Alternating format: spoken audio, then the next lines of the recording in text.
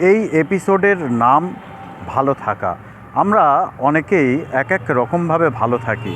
কেউ আছি অর্থ সম্পত্তি তৈরি করে ভালো থাকি, কেউ আবার বিত্ত বৈভবের মাঝে ভালো থাকি। কিন্তু অন্যকে হাসিয়ে আমরা কজন ভালো থাকতে চাই এবং ভালো থাকতে পারি, আর সে কারণে লড়াই করি, এমন মানুষ দুর্লভ, এমন বৈশিষ্ট্যের, এমন চরিত্রের, এমন চাহিদা সম্পন্ন। চার্লি চ্যাপলিন কলকাতায়। সুদূর নদিয়ার এক প্রত্যন্ত গ্রামের থেকে উঠে আসা তিনি কলকাতা শহরে লড়াই করছেন ইট কাঠ পাথরে ব্যস্ত শহরের মানুষদের হাসানোর জন্য।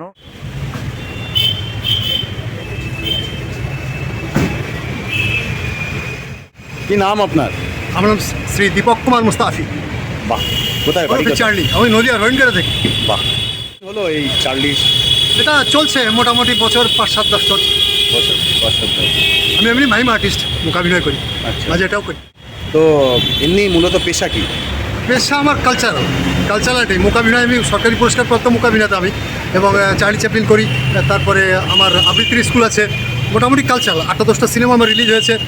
আমি মোটামুটি কালচার নিয়েই বেশ বিভিন্ন জায়গায় চলে যাই যখন যেরকম অর্ডার পাই। আমি সিনেমার মধ্যে যেমন আজও ভালোবাসি তোমাকে, তারপরে ওই বামুনের মেয়ে, তারপরে তোমার এই হুলুস্থুলু হয়ে গেল, তারপরে এখানে দ্য রিভার পাড় বলে একটা সিনেমা, তারপরে তোমার তারিণী তারামা, এই সমস্তগুলা। সংসারে করে? আমি ব্যাচেলার। কেন? আমি ব্যাচেলার। কেন? সব সম্ভব হয়নি, আছি আমার মতো। বয়স কত হলো? বয়স এখন 55 চললো।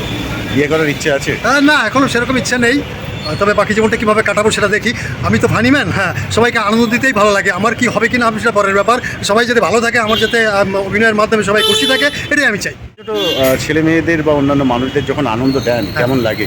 অবশ্যই ভালো লাগে, কারণ আমার দুঃখ থাকলেও, বেদনা থাকলেও আমি মনে করি যে অপরের মুখে যদি হাসি ফোটানো যায়, সেটা আমার কাছে অতিরিক্ত মানে ফিডব্যাক হয়ে আমার হৃদয়ে আসে সেই হাসিটা। মানে আমি কিছু দিতে পারলাম, সেরকমই ভেবে আমি করি এবং খুব খুশি লাগে আমার।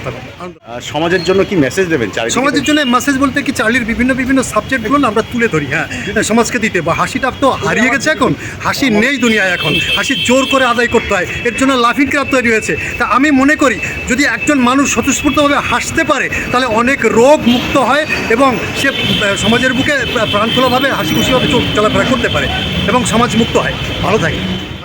তো আপনি তো প্রায় 4 দশক ধরে এই মানুষকে আনন্দ দিয়ে আসছেন। হ্যাঁ, আনন্দ দিতে কেমন লাগে? অবশ্যই ভালো লাগে আমার। আমি নিজে নিরানন্দ থাকলেও আমি অপরকে আনন্দ দিয়ে যদি হাসাতে পারি, এবং তারা যদি আমার এই কথাবার্তা শুনে, অ্যাক্টিং শুনে তারা যদি মনোরঞ্জন করে, হাসে, তাহলে সেটুকুই আমার পাওনা। এটুকু আমার খুব ভালো লাগে।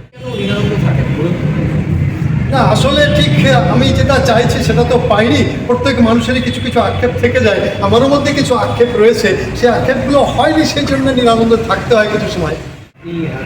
আপনি কি ভাইরাল হতে চান? না, আমি পাইনি বলতে আমার যেটুকু ভিতরে শিল্পসত্তা রয়েছে সেটুকু আমি বিকশিত করতে পারিনি, আমি জায়গা পাইনি, সেটুকু আমি আক্ষেপ, আর কিছু না। না, ভাইরাল হতে সেরকম চাই না, আমার শিল্পসত্তাকে আমি বিলিয়ে দিতে চাই, আর কিছু না। ভাইরাল কে করবে, কখন হবে, এ কথা আমার কথা নয়, এবং কখন হবে তাও কিছু বলতে পারা যায় না, বলতেও জানা যায় না। আমি সেটা অবশ্যই বিশ্বাস করি, কারণ আমরা আমি যেখানে অনুষ্ঠানে গেছি, সে মোকাভিনয় হোক, যে কোনো হোক, বা সিনেমায় হোক, কমেডিরও হোক, সবাই অ্যাকসেপ্ট করছে এবং হাততালি দিচ্ছে, বাহবা দিচ্ছে, উৎসাহ দিচ্ছে, সাহস দিচ্ছে। এটুকু আমার প্রেরণা যে আগামী চলার পথে কাটা কণ্টক থাকলেও আমি সেই জায়গাটায়, ঢিপিটায় উঠতে পারবো এবং সবাইকে হাসি দিতে পারবো, এবং আমিও নিজেও হাসবো সেদিন। আমি এভাবে ভালো থাকতে চাওয়া মানুষদের আমরা সাধারণভাবে কি বলি? পাগল।